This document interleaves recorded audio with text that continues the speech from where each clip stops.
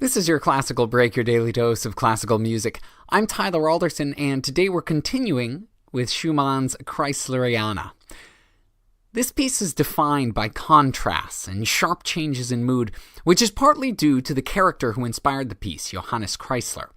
Kreisler was a genius with an unpredictable temperament, much like Schumann. And Schumann's own psyche is the other main concept that this piece is built around, specifically a dual nature that he saw in himself. He even gave his two sides their own characters, Florestan and Eusebius.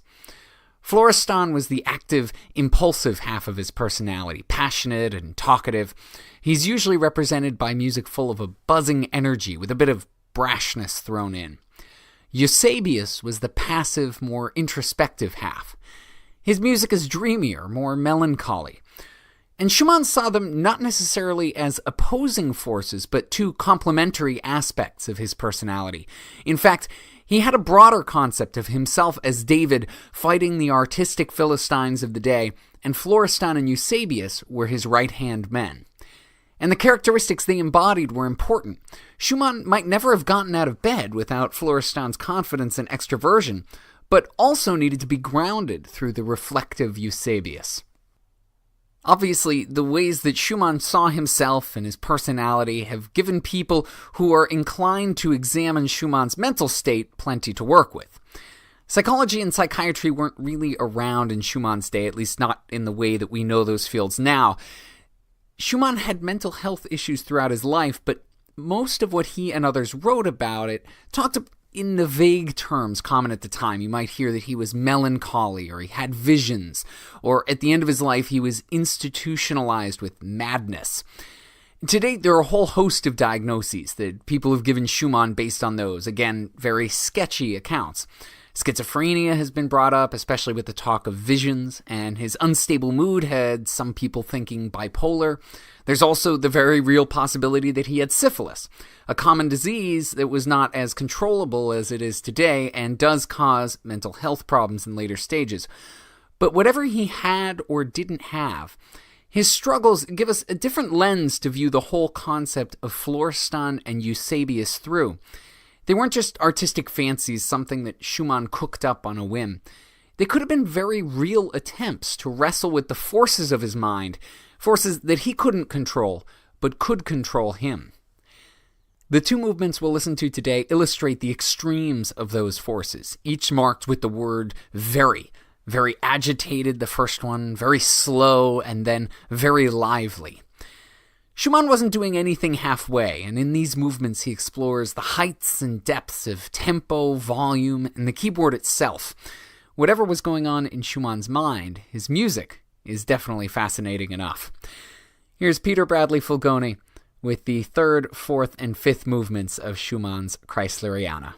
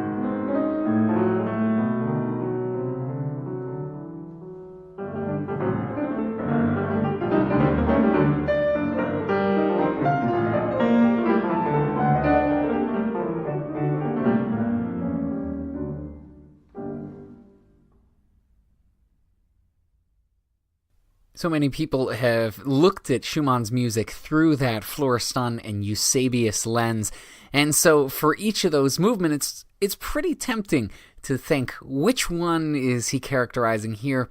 It's probably at least a little bit of both, kind of like the yin and the yang. There's just that slightest bit of the black inside the white, and vice versa.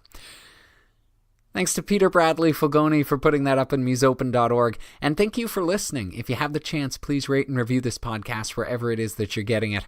I'm Tyler Alderson, and tomorrow for your classical break, we'll be finishing up with Schumann's Kreisleriana. I'll see you then.